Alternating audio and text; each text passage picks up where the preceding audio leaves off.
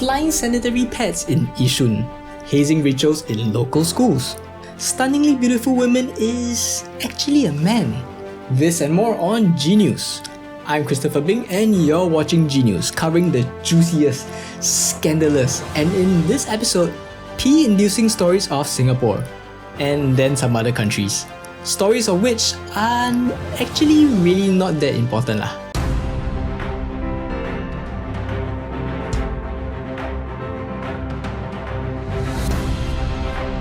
Our first story of the day comes from the heart of Yishun.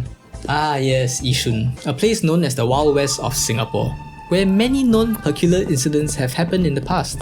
From males walking around in women's underwear at the bus interchange, to dog walkers covering their pet's poop in newspapers and then making a run for it, and to serial underwear thieves who terrorized the residents of Yishun. So much has happened in Yishun, even Netflix Singapore has thrown us with a new horror category on their platform. This week we have sanitary pads. Yes, that's right, sanitary pads. Sanitary pads are being thrown off the balcony into residents' house. According to this article, we have an outstanding Singapore citizen who, for the life of her, is unable to locate her trash bin or rubbish chute in her own flat, and has resorted to throwing things out the balcony. He or she has not only thrown curry, rocks and other various harmful objects out the window, but has also thrown out her sanitary pad. I mean, that's just downright disgusting lah, whoever you are. Shame on you. And apparently this has been going on for the past year. But seriously, what's with people throwing trash, potentially harmful objects and even their sanitary pads out the window? I mean, are they losing their sanity? Look, whoever you are, I'm pretty sure I'm speaking for the entire community when I say no one wants to accidentally step on your liang-ridden pad. You know how sway is that or not? Could you please do the community a favour and dispose of your crap responsibly, you inconsiderate muppet? Speaking of sanitary, we have some not so sanitary news happening in the schools of our sunny island, Singapore. It seems there was a lack of showering facilities in Ngee Ann Polytechnic as of late because a couple of students over there were given a golden shower instead. Champagne showers. Let's take a look at the clip. So what's going on in this video seems to be some form of hazing session going on. And if you're living under a rock like a mountain tortoise and don't know what hazing means, hazing is an activity expected of someone who is joining or participating in a group. More often than not, these activities can be abusive, degrading, humiliating, and even dangerous for the participant regardless of their willingness to participate. I guess you can say it's common for some hazing rituals or initiation rites to go on within school camps to uphold the tradition. But over the years, it seems to have evolved from the very innocent tasks to very fucked up ones. Hazing rituals hitting the headlines of Singapore is nothing new because, as you all may have remembered from this a few years ago, yeah, not so much peeing but still quite bad. But bringing you guys back to today's story, what the fuck is going on here? Seriously, peeing on someone? Who was the asswipe that even thought of that in the first place? You've got to be some kind of pervert or sicko to even think of peeing on someone. And thinking is one thing, carrying the act out. Ugh. Look at this little retard shouting, "Hey, you better empty out your vessel ah." I mean, of course you're saying that lah because you're not on the fucking receiving end, right? I mean, the only reason why I think I need to pee on someone is if that person got stung by a jellyfish. And that's even if that person wants me to pee on him or her to alleviate the pain. I've heard from somewhere that your ammonia and pee or something helps alleviate the pain from the jellyfish sting. And if I'm wrong, please correct me because then I don't have to pee on anybody even they're stung by a fucking jellyfish. I don't know what. Okay, never mind, just Google, it doesn't work. So don't pee on anyone. Back to the story. And the people on the receiving end. Seriously, you're gonna take it sitting down, like literally? Let's take a look at another article on this incident. It seems that one of the boys from the receiving end of this golden shower took to Instagram to explain his side of the story. So to sum up the post, what he was trying to clarify when he saw that the comment section was blowing up and people's imagination were running wild and concluding that this was a bullying incident, which was not, because apparently the peeing was consensual and it was just some mindless fun. Huh? Telling everyone not to blow up the issue because the people in the video or who are involved are getting blasted on social media and it's getting out of hand, which might in turn mess up their future. Bro, unless you're into some kind of kinky fetish with your significant other which involves golden showers, then good for you, I guess? If not, what the heck do you mean mindless fun? Playing with a super soaker, not filled with pee, or throwing water balloons, again, not filled with pee, that's mindless fun. But peeing on people, that's just fucked up, bro. I mean, I'm pretty sure if you took a survey, minus the people with weird fetishes, no one's going to agree that being peed on is mindless fun. But hey, if that's your jam, then yay! I mean, I can understand the predicament of what might be going through the minds of these people on the receiving ends during such situations.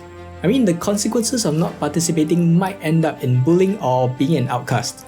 But I assure you, I'd rather choose not being peed on.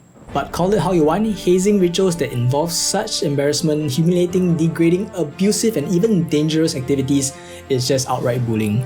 Unless you're a witch or wizard that has to pass through the rites of summoning a Balrog, and for you to defeat the Balrog, the only way is to unleash your bladder and pee on it.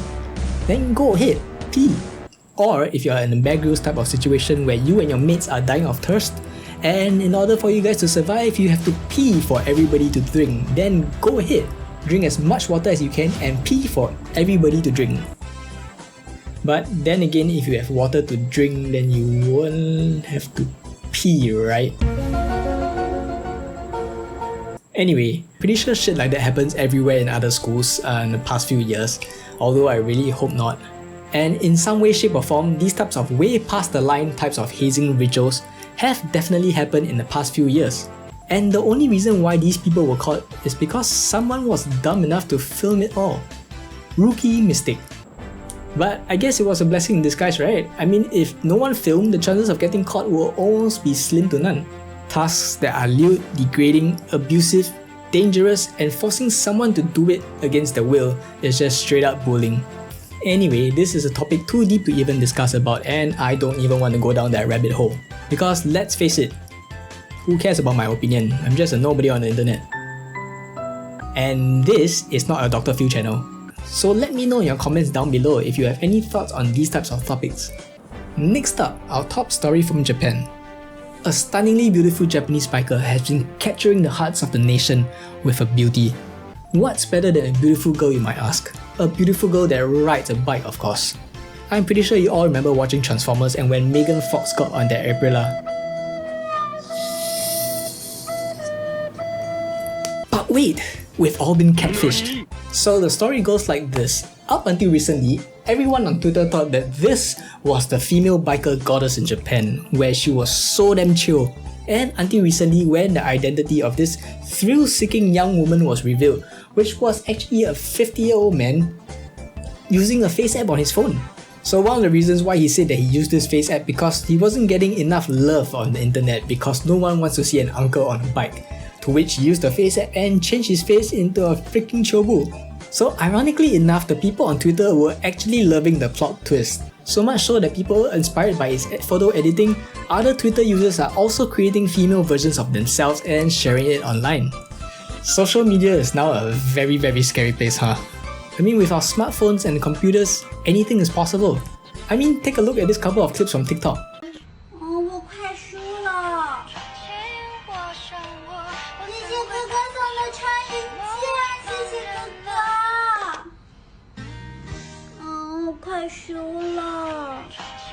Look son, filters everywhere. No one is as they seem anymore. So boys and girls, if you do meet anyone online and even before thinking about marrying them or popping that question, hey, I stayed my. Do remember to bring them out for that first date where you can actually meet them and get to know them. And if you can, bring them out for a swim on the next few dates. Not because you're a pervert and want to see them in their bikinis or underwear or whatever, but so that the water can wash off whatever's on their face. I mean, not that you should be conscious of whether the person is pretty or not, it's just that there are too many TikTok traps and filters going on nowadays, and sometimes you gotta make sure whether that person is really putting extra stuff. Yeah, I mean, look at this freaking video.